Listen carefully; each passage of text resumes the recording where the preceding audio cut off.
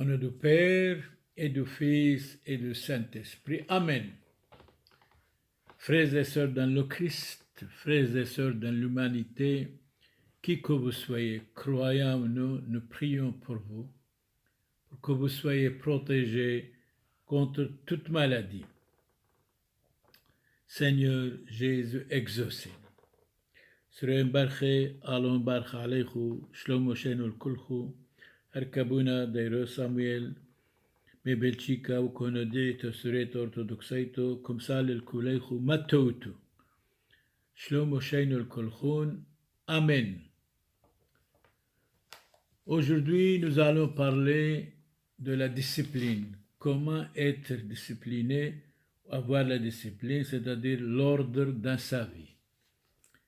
أديمكم جولينا أيدر بحا حكم روحي وسوما حايدة باسيمة وسوما وخا ديسيبليني وتكمر بفرنساوي. Eh bien, discipline est toute matière, science, loi, obéissance, ordre, règle, règlement, soumission. Eh bien, disciples, écoliers, élèves, étudiants, adeptes, apôtres, partisans, tenants, maîtres, professeurs, adversaires, antagonistes, opposants. Donc, nous allons parler de la discipline. Ordre dans la vie, être discipliné.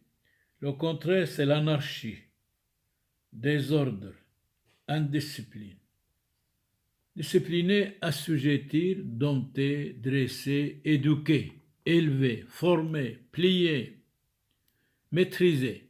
Le contre, déchaîner, révolter, abandonner, laisser aller. Nous allons parler grandement de la discipline dans la vie, dans la maison, dans le travail.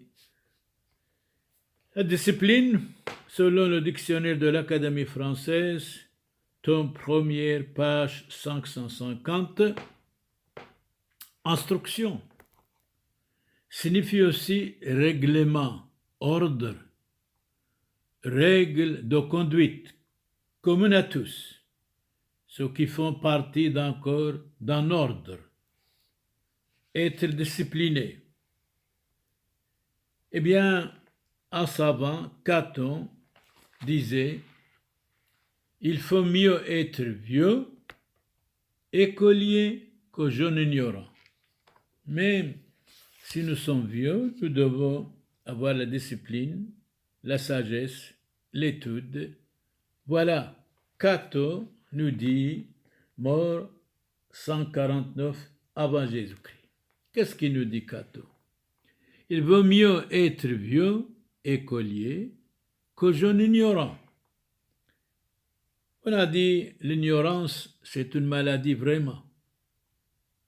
Disciplinez-vous, étudiez bien, lisez bien, méditez bien, priez bien. Jean-Jacques Rousseau dit autrement, mort en 1778, la plus grande faute qu'on puisse commettre dans l'éducation, qu'est-ce que c'est? On ne sait pas, dites-nous. Eh bien, écoutez. Et de trop se presser. Donc, méfions-nous de la précipitation. On n'apprend rien. C'est doucement, doucement aller. La patience, la persévérance, goutte à goutte, le creuse, le rocher, pas à pas, on arrive. Donc, méfions-nous de la précipitation. Et je crois qu'Caton a raison. Il vaut mieux être vieux écolier que jeune ignorant. Jean-Jacques Rousseau dit autrement, la plus grande faute qu'on puisse commettre dans l'éducation est de trop se presser. Pas de précipitation. Doucement, doucement, vous allez arriver. Escalier par escalier. Allez doucement, même quand vous montez dans l'escalier, quand vous descendez, pour ne pas tomber, faites attention. L'essentiel en ce point n'est pas gagner du temps, c'est de perdre. Pour gagner, il faut perdre du temps. c'est-à-dire pas de self-service. Étudier une leçon, perdre du temps avec, ça vaut la peine. Mais si vous faites self-service, vous n'avez rien appris et vous allez rater. Le jour du sabbat, Jésus entra dans la synagogue et se mit à enseigner. Enseigner quelqu'un, l'autre doit écouter attentivement. Ça, nous trouvons ça vraiment dans l'évangile Saint-Marc, chapitre 1, verset 21. Le jour du sabbat, Jésus entra dans la synagogue et se mit à enseigner. Il se trouvait justement dans leur synagogue un homme possédé du diable, d'un esprit impur, qui s'écria « Jésus de Nazareth !» Point d'interrogation. « Tu es venu pour nous perdre ?» Mais non, c'est pour vous guérir, je suis venu. Pour vous apprendre quelque chose, pour que vous soyez disciplinés. Eh bien, l'homme crie de nouveau, « Je sais qui tu es, le Saint de Dieu. » Alors, si je suis le Saint de Dieu, pourquoi vous criez sur moi? Jésus le menaça, pas pour frapper. « Tais-toi, sors de cet homme. » L'esprit impur sortit de cet homme. Jésus n'a pas menacé l'homme, il a menacé l'esprit impur. L'esprit impur qui était dans l'homme, qui était possédé.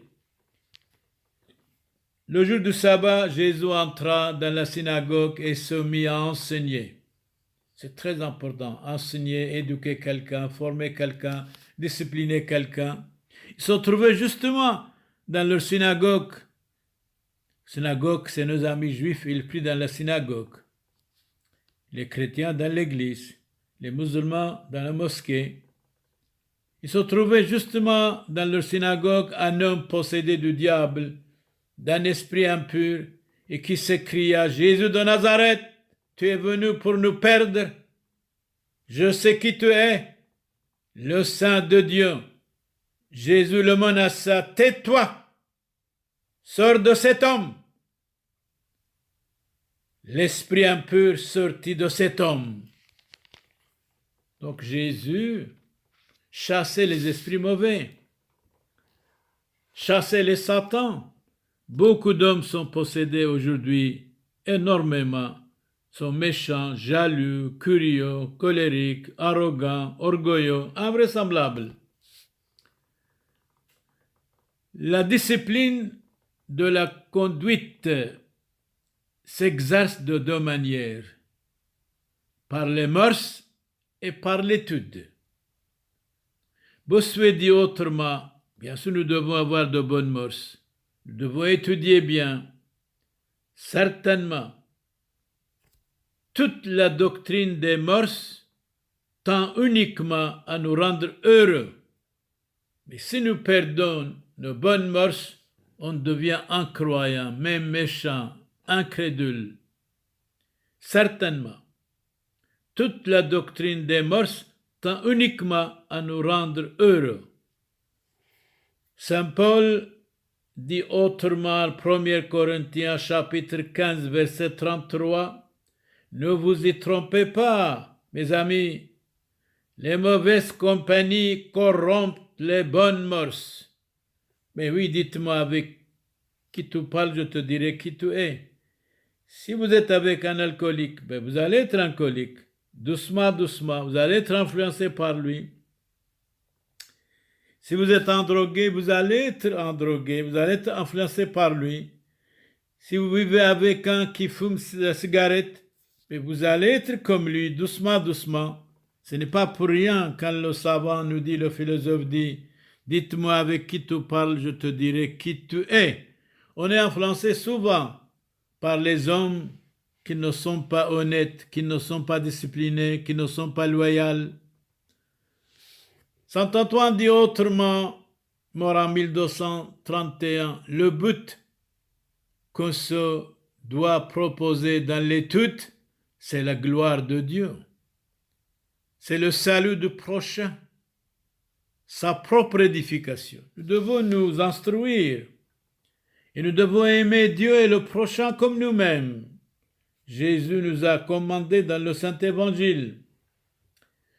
Eh bien, Saint Antoine dit la même chose. Le but qu'on se doit proposer dans l'étude, c'est la gloire de Dieu, le salut du prochain, sa propre édification pour être discipliné, être formé, on devient quelqu'un dans la vie à ce moment-là. Saint Augustin dit autrement, mort en 430, les hommes d'étude doivent vivre avec tempérance et s'abstenir des plaisirs du corps, des plaisirs de la table, des yeux du sommeil, de l'oisiveté, de la jalousie, de la médisance. Ces trois choses, c'est horrible. Nous devons éviter, on n'a pas le droit d'être dans l'oisiveté, de ne rien faire. Il faut toujours travailler. Le travail, c'est le père du plaisir vraiment. De la jalousie. Alors, qui est jaloux? C'est le Satan, le démon est jaloux. Si nous sommes jaloux et jalouses, nous sommes les amis de Satan. Personnellement, je ne peux jamais avoir conscience à un homme, à une femme, jaloux et jalouse, curieux et curieuse, et de la médisance.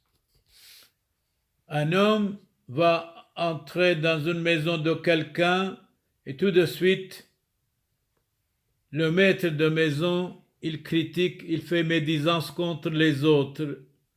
Le monsieur qui est entré, je quitte ici, il y a du feu, il y a du feu. Il dit, mais non, il n'y a pas de feu. Non, non, ce que vous dites là, votre médisance, c'est pire que du feu, c'est du feu. La maison est brûle, je quitte. Arrêtez de critiquer les autres, de faire médisance contre les autres, d'être jaloux. Arrêtez, s'il vous plaît, sinon je quitte la maison. Il lui a donné une bonne leçon, c'est vrai.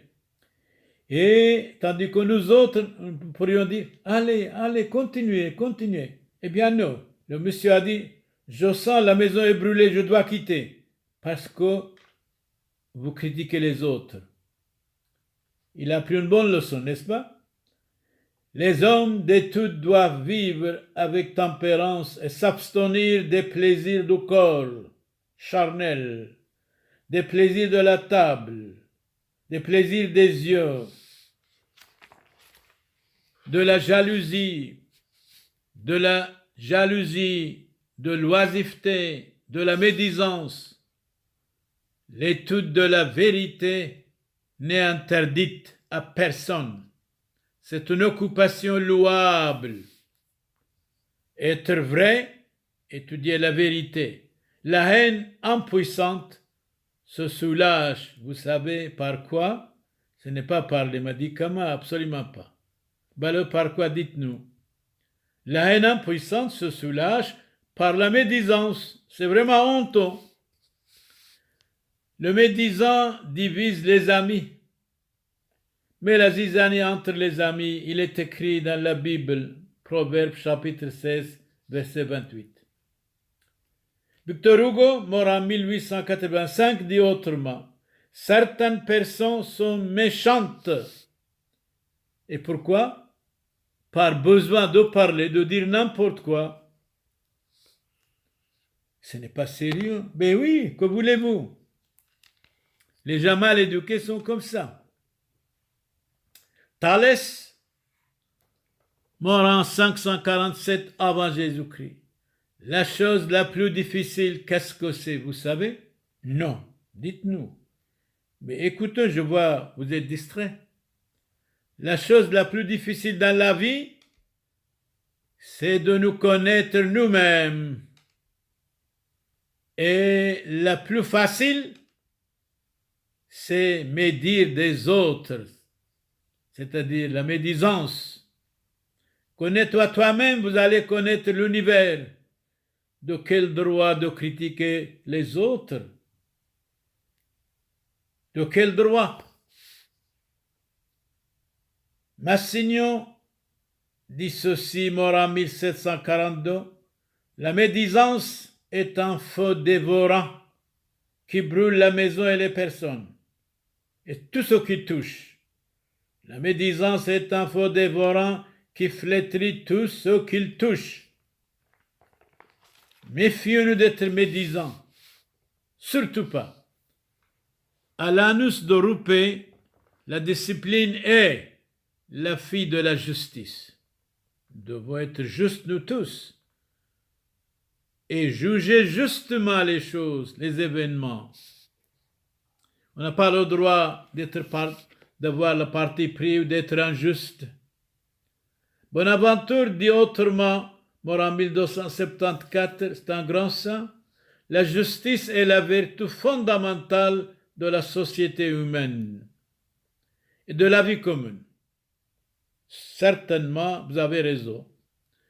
Jean-Jacques Rousseau dit autrement, le premier prix de la justice est de sentir qu'on la pratique. Il faut pratiquer la justice. Parler de la justice, de ne pas la pratiquer, ça ne vous dit rien. Jean-Jacques Rousseau a raison. Le premier prix de la justice est de sentir qu'on la pratique non seulement en parole mais en action. Dans l'évangile Saint Matthieu, chapitre 29, verset 23, Jésus dit, le Christ disait, qu'est-ce qu'il disait le Christ? On ne sait pas. Écoutez, vous allez savoir, mais écoutez attentivement. Le Christ disait, malheur à vous hypocrites, vous laissez ce qu'il y a de plus important dans la loi, le droit, la justice, la miséricorde, c'est là ce qu'il fallait pratiquer. Vous négligez la miséricorde, la fidélité en même temps. Donc, la fidélité, c'est l'âme du couple. Hommes et femmes, soyez fidèles l'un pour l'autre. Vous les voisins, soyez fidèles les uns pour les autres. Vous les familles que vous côtoyez les uns les autres, soyons fidèles. Ne pas critiquer les autres. Méfions-nous de l'infidélité. C'est vrai, votre ami, s'il est jusqu'à la mort fidèle à vous, vous pouvez parler facilement avec lui. Mais si vous lui dites quelque chose, s'il est fâché, c'est un ennemi numéro un. Il va vous trahir tôt ou tard. Quittez-le immédiatement. Donc, le Christ qui nous dit, méfions-nous de l'hypocrisie. La grande majorité, nous tous, nous sommes des hypocrites, honnêtement. Honnêtement. Donc, on trouve ça dans l'évangile Saint Matthieu, chapitre 29, verset 23. Le Christ disait, malheur à vous, hypocrites, vous laissez ce qu'il y a de plus important dans la loi, c'est-à-dire le droit, la justice, la miséricorde, vous les balayez tout cela. Il fallait pratiquer tout ça. Et vous négligez la miséricorde. Jésus nous dit, soyez miséricordieux comme votre Père céleste est miséricordieux. Souvent, nous devons dire, nous avons vraiment une chance que nous ayons la justice, que nous appliquons la miséricorde et que nous pardonnons aux autres. Ça, c'est notre drapeau, vraiment, notre chance de pardonner, d'aimer, de supporter, d'être miséricordieux, de ne pas rester fâché contre quelqu'un jusqu'à la mort. Ça ne vous dit rien du tout. En toute justice, tu jugeras. Nous devons être justes et juger juste. On n'a pas le droit d'être parti pris. Ce n'est pas parce que vous n'aimez pas quelqu'un, vous le critiquez. Ce n'est pas sérieux. Même à l'égard de votre ennemi, soyez juste. Nous devons être justes même à l'égard de celui qui nous attaque. Nous parlons de la discipline aujourd'hui. La discipline est la sœur de la religion. C'est bon, c'est magnifique. Et dans la Bible, nous dit quelque chose extraordinaire. Maudit soit celui qui couche avec sa sœur, fille de son père. C'est vrai, bon, finalement, vous avez raison ici. Ou fille de sa mère. Tout le peuple dira Amen. Méfions-nous de l'immoralité, surtout, et la Bible nous dit quelque chose, c'est magnifique, franchement. Dans le Deutéronome, chapitre 27, verset 22, maudit soit celui qui couche avec sa sœur, fille de son père, ou fille de sa mère. Tout le peuple dira Amen. Dans l'évangile, Saint Matthieu chapitre 10, verset 37, Jésus disait, « Qui aime sa fille plus que moi n'est pas digne de moi. » D'accord? Nous devons aimer Dieu avant tout. La discipline est la sœur de la religion. Tiens, la religion a une sœur, c'est la discipline, c'est l'ordre, bien sûr. La religion est l'école du salut. Meilleure école, c'est la religion, ne pas mentir, ne pas tuer, ne pas tricher, ne pas être jaloux, ne pas être curieux et curieuse. C'est ça la religion. C'est pour cela qu'il dit la religion est l'école du salut. Je vous comprends? La religion du peuple chrétien, c'est la foi.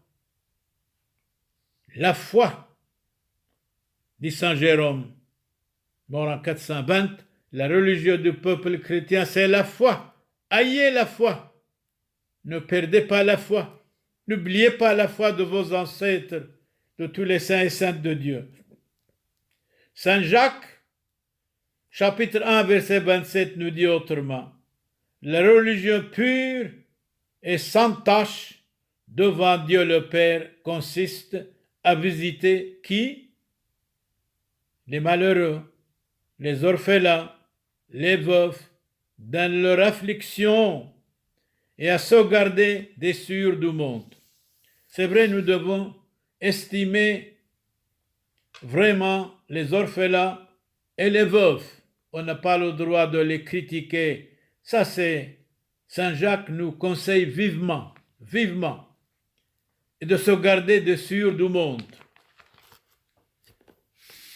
Cardinal Spellman était l'aumônier de l'OTAN. Il disait ceci, la religion sans moralité, arbre sans fruits. C'est vrai, c'est vrai. Moralité sans religion, arbre sans racines. C'est exact. C'est juste. La discipline est l'ami de la pénitence. Faites pénitence, changez la vie pour le bien.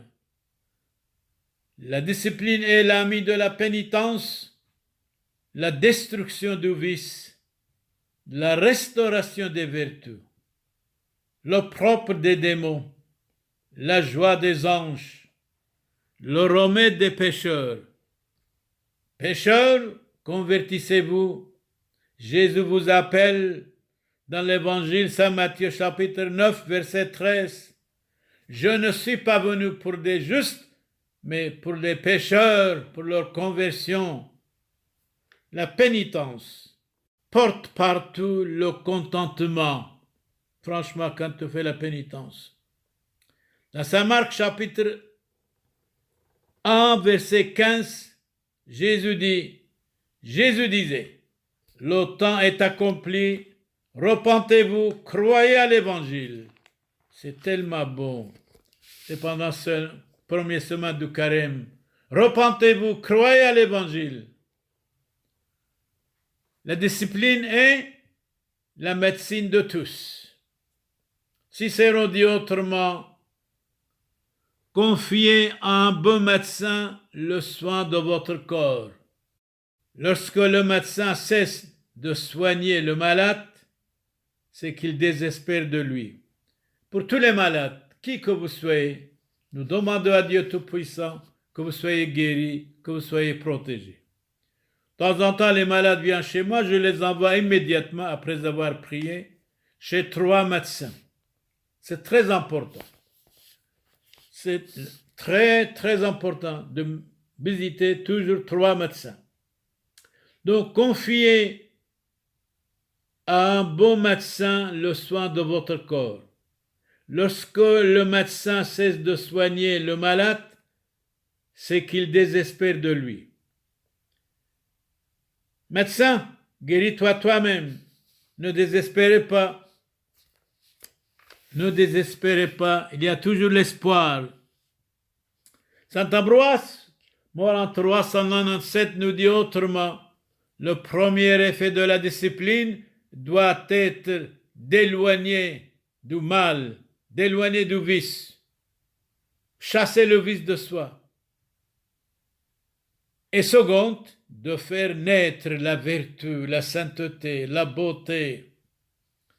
Jean-Jacques Rousseau intervient de nouveau, il nous dit, il n'y a point de bonheur sans courage, ni de vertu sans combat.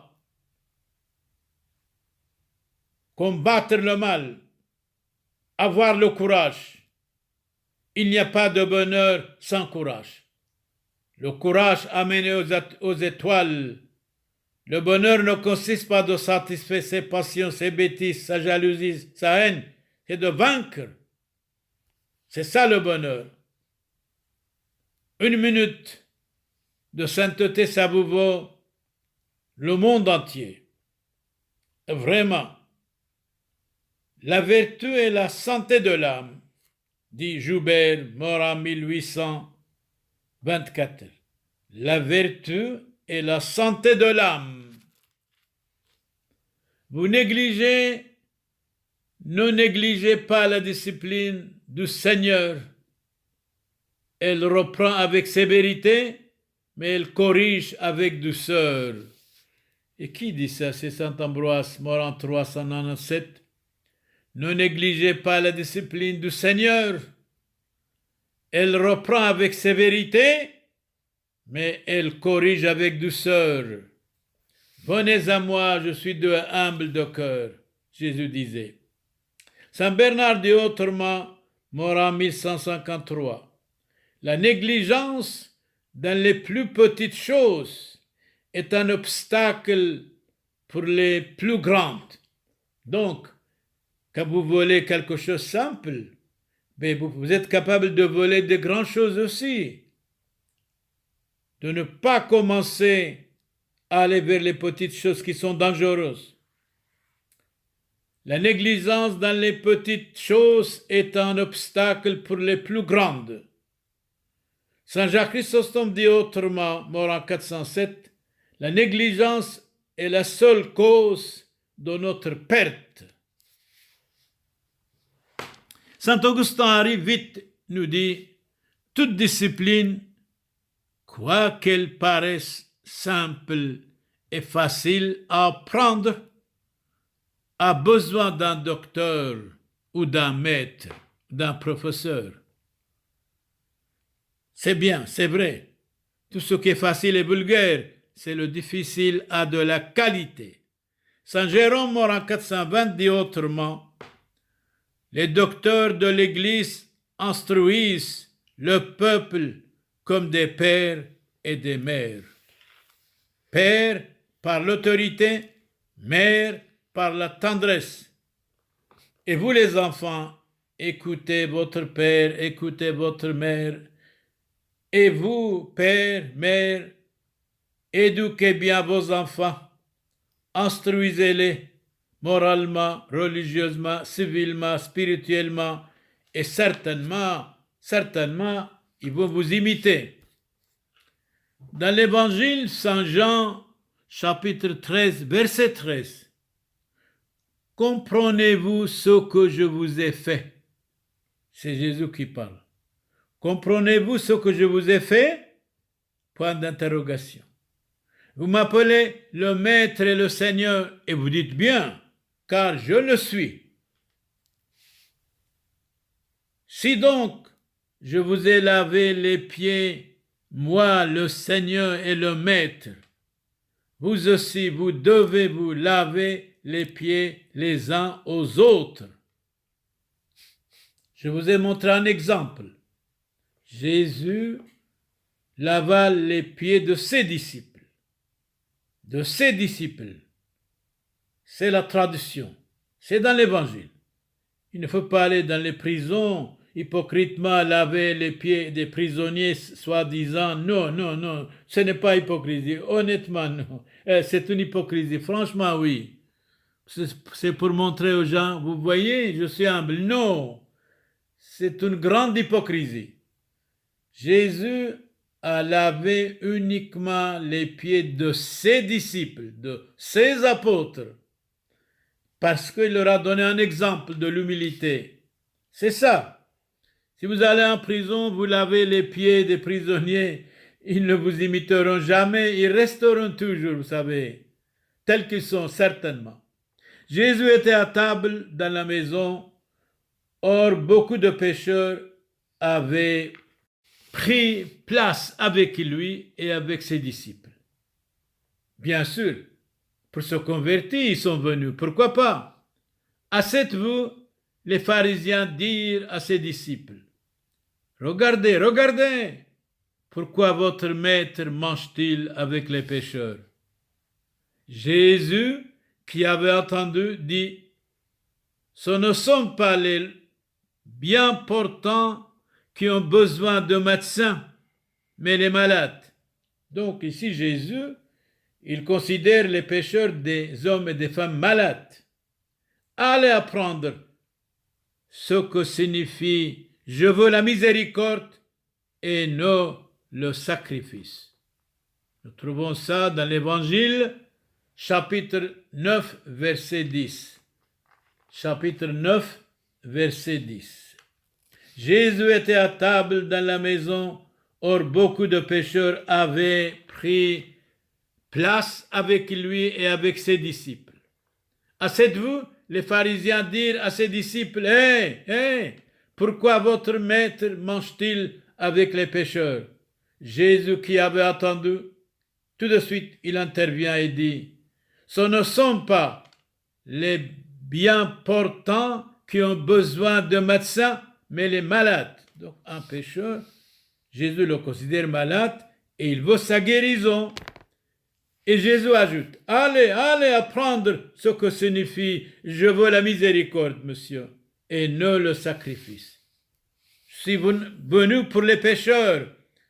Je vous dis, et on trouve ça dans l'Évangile, Saint Matthieu chapitre 9, verset 13, « Je ne suis pas venu pour les justes, mais pour les pécheurs, pour leur conversion.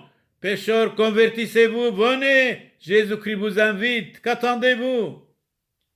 Car je ne suis pas venu appeler des justes, mais des pécheurs. » C'est magnifique, c'est extraordinaire, c'est fantastique. De nouveau, dans l'Évangile Saint Matthieu, chapitre 23, verset 8, « Car un seul est votre maître, vous êtes tous frères. » C'est une fraternité universelle, c'est magnifique, nous sommes tous frères, petits, grands, pauvres, riches, sans distinction. C'est vraiment l'égalité totale. Le plus grand parmi vous sera votre serviteur. Qui s'élèvera sera abaissé. C'est formidable. C'est le Christ qui parle. Car un seul est votre maître, le Christ dit, chapitre 23, verset 8. Vous êtes tous des frères. Le plus grand parmi vous sera votre serviteur. Qui s'élèvera sera abaissé. L'humilité, il conseille l'humilité, la charité, la fraternité. Mais attention, il y avait deux frères, Caïn a tué Abel par la méchanceté, par la jalousie. Vous les frères, soyez unis, aimez-vous les uns les autres, soyez modèles pour vos voisins, pour vos amis. Saint Bernard dit autrement au sujet de la discipline est l'entrave de la cupidité. Méfions-nous de l'avarice et de la cupidité, méfions-nous de la cupidité. Nous devons être généreux quand il le faut, mais pas naïvement. Saint Paul dit à Timothée, son disciple, deuxième épître, chapitre 3, verset 2. Chapitre 3, verset 2. Sachez que dans les derniers jours surgiront des temps difficiles. C'est vraiment aujourd'hui, on dirait. Car les hommes seront égoïstes, cupides, amis de l'argent, aimant leur plaisir plus qu'au Dieu. Plus qu'au Dieu. Je regarde dans la Bible, or sache ceci, que dans les derniers jours, des temps décisifs et durs seront là, car les hommes seront amis d'eux-mêmes, égoïstement, amis de l'argent, présomptueux, hautains, blasphémateurs, désobéissants aux parents, ingrats, sans fidélité, sans affection naturelle, intraitables, calomniateurs, sans maîtrise de soi, cruels, sans amour du bien, traîtres, entêtés, gonflés d'orgueil, amis des plaisirs plutôt qu'amis de Dieu. Voilà, Saint Paul écrit à son disciple Timothée, deuxième épître, chapitre 3, verset 1, y compris 5. C'est très important. Regardez encore, je dois répéter, c'est valable pour chacun de nous. La discipline est l'entrave de la cupidité. Méfiez-nous de la cupidité, de l'avarice, d'égoïsme. Sachez que dans les derniers jours surgiront des temps difficiles. C'est vraiment, on dirait aujourd'hui. Car les hommes seront égoïstes, c'est aujourd'hui. Cupides, avares, amis de l'argent, aimant leur plaisir plus qu'au Dieu. On ne peut pas aimer nos plaisirs plus qu'au Dieu qui nous a créés, c'est pas possible. Quand vous êtes corrigé par la discipline d'un sage homme, d'un homme spirituel, vous recevez le plus riche ornement. Mais quand vous méprisez la discipline, vous foulez aux pieds une pierre précieuse que vous aviez trouvée, mais vous ne rendez pas compte. Saint Bonaventure nous dit, mort en 1274, quand vous êtes corrigé par la discipline d'un homme sage, vous recevez le plus riche ornement, mais quand vous méprisez la discipline, vous foulez aux pieds une pierre précieuse. Attention, il faut regretter avant et pas après. Jésus nous dit dans l'évangile, Saint Matthieu chapitre 16, verset 18, Jésus disait, « Et moi je te dis que tu es Pierre et que sur cette pierre je bâtirai mon église. » Eh bien, mon église, première église fondée par Saint Pierre est à Antioche. Aujourd'hui, on dit Antakya en Turquie orientale. Premier chrétien se nommait Antioche. On trouve ça dans les Actes des Apôtres, chapitre 11, verset 26. Chapitre 11, verset 26. Première église fondée par Saint Pierre, premier patriarche de la Sainte Église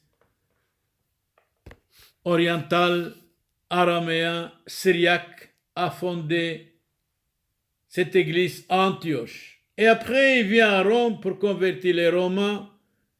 Et après, il voulait retourner de nouveau en Orient. Malheureusement, l'empereur Néron, cinquième empereur de Rome, a crucifié Saint-Pierre.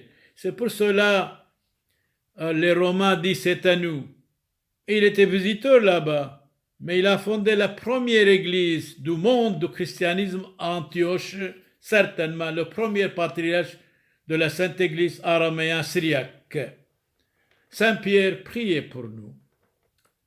Eh bien, la discipline est le fardeau de l'orgueil. Prenez mon joug, prenez mon fardeau sur vous. Apprenez de moi que je suis doux et humble de cœur, et vous trouverez le repos de vos âmes. Venez à moi, vous tous qui êtes fatigués, je vous donnerai le repos et la tranquillité. Le Christ dit, chapitre 11, verset 28. Prenez mon fardeau sur vous. Apprenez de moi que je suis doux et humble de cœur. Vous trouverez le repos de vos âmes. Venez à moi, vous tous qui êtes fatigués.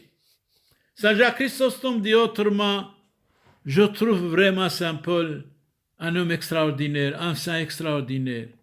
Moins heureux d'avoir été ravi au ciel et d'avoir été jeté en prison. Donc il était content en prison, pourtant il était ravi jusqu'au ciel, mais il préférait la prison pour le Christ notre Seigneur. C'est un grand honneur et une gloire qui égale toutes les autres d'être enchaîné pour Jésus-Christ, à cause de Jésus-Christ. J'étais en prison et vous êtes venus à moi. Jésus dit dans l'Évangile, chapitre 25, verset 36. Saint Cyprien dit autrement au sujet de la discipline.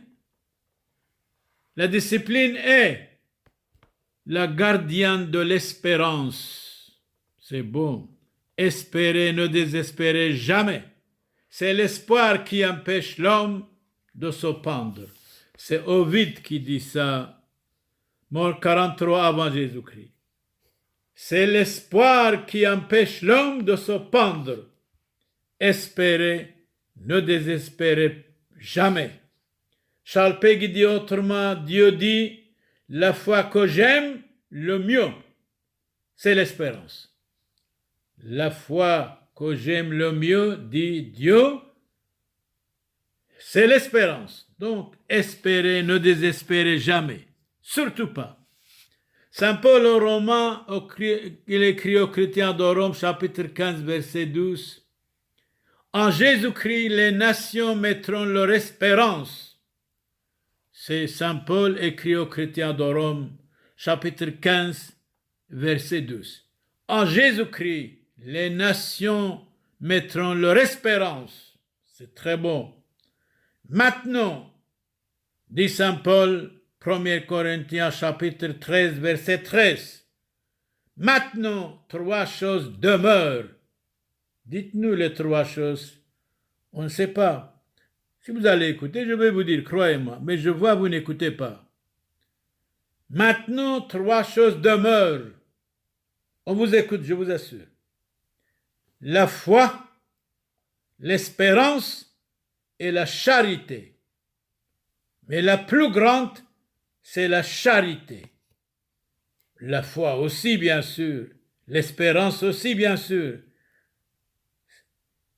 Alfred de Musset dit autrement, mort en 1857, croyez-moi, la prière est un cri d'espérance.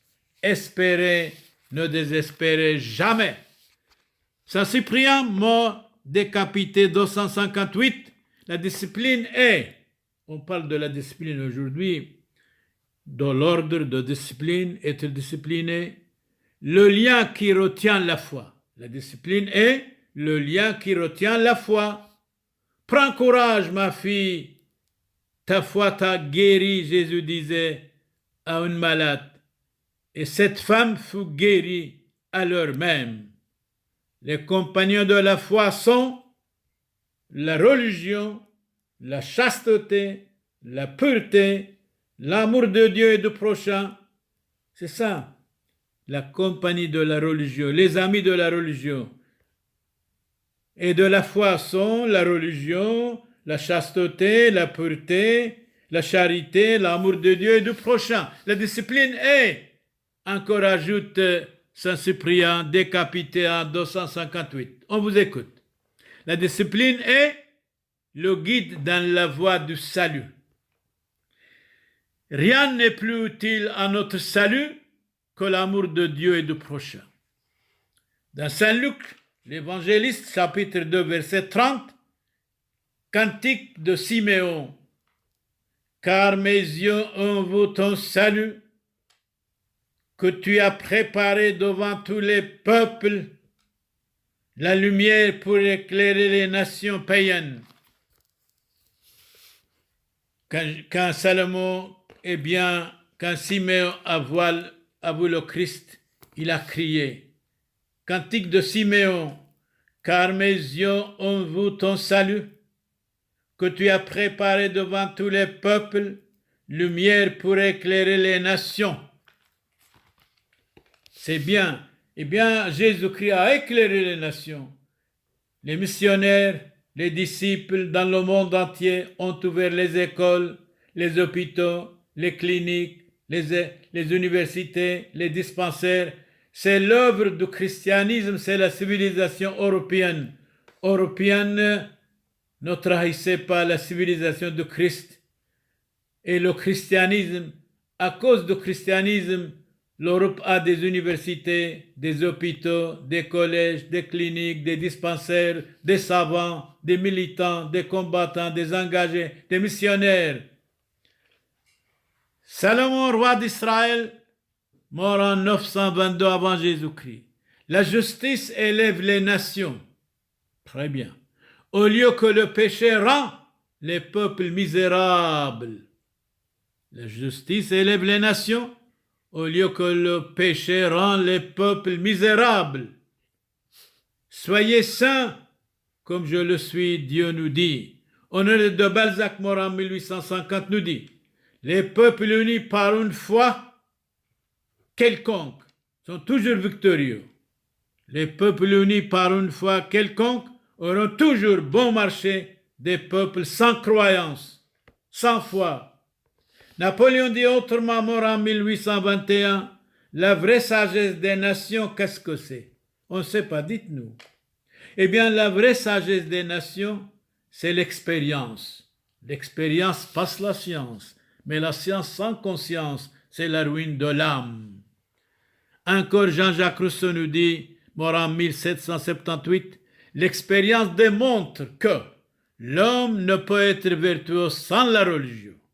Répétez, l'expérience démontre que l'homme ne peut être vertueux sans la religion. Lassus, l'un des 7 sages de la Grèce, interrogé sur le moyen le plus sûr de rendre un homme sage, il répondit tout de suite, je peux vous dire, si vous écoutez, eh bien c'est l'expérience. Ce n'est pas pour rien. Quelqu'un a dit l'expérience passe la science. Massillon, mort en 1742, il est aisé d'être un certain moment héroïque et généreux. Ce qui coûte, c'est d'être constant et fidèle. L'importance, c'est la stabilité, c'est la fidélité, c'est être toujours bon, toujours gentil, toujours généreux, toujours croyant. Et ce n'est pas d'être occasionnellement, de temps en temps bon, toujours éternellement. Massillon a raison. Il est aisé d'être un certain moment héroïque et généreux. Ce qui coûte, c'est d'être constant et fidèle éternellement. La fidélité, c'est l'âme de la société, c'est l'âme du couple, c'est l'âme de la famille, c'est l'âme de la société humaine. Saint Paul écrit aux Galates, chapitre 3, versets 1 et 4. Galates, ce qui veut dire dans l'Ancien, c'était Ankara, la capitale de la Turquie aujourd'hui. Ô Galates insensés, qui vous a fasciné? Êtes-vous tellement insensés, imbéciles, après avoir commencé par l'esprit, allez-vous maintenant finir par la chair, par le charnel? Avez-vous fait tant d'expérience pour rien? Gardez votre expérience. Benjamin Franklin, mort en 1790, grand homme américain, l'expérience est une école sévère, mais les fous n'apprendront d'aucune autre. Que nul ne méprise la discipline de Dieu. Et lui est nécessaire, s'il est pécheur, pour se corriger, bien sûr. S'il est juste, pour se perfectionner. Comme Jésus dit, soyez parfaits comme votre Père céleste est parfait. Donnons la parole à Saint Jacques Chrysostome, mort en 407. La discipline est une participation à la sainteté. Elle chasse la négligence. Elle exclut les passions déréglées. Elle convertit l'âme. C'est vrai, nous sommes toujours négligents. Nous sommes toujours passionnés dans le mal. Nous devons être passionnés pour le bien. Et si nous perdons notre âme, si nous gagnons le monde entier, on n'a rien gagné. Alors Saint Jean Chrysostome a raison, la discipline est une participation à la sainteté. Une journée de sainteté, ça veut dire le plaisir du monde entier. Une journée de paix, ça veut dire les guerres du monde entier. Une journée de charité, ça veut dire la négligence du monde entier. La discipline est une participation à la sainteté. Elle chasse la négligence. Elle exclut les passions déréglées. Elle convertit l'âme. Aristote dit autrement, mort en 322 avant Jésus-Christ, il faut beaucoup s'appliquer à la discipline de la jeunesse. Car si on la néglige, dans les États, c'est la ruine de la République.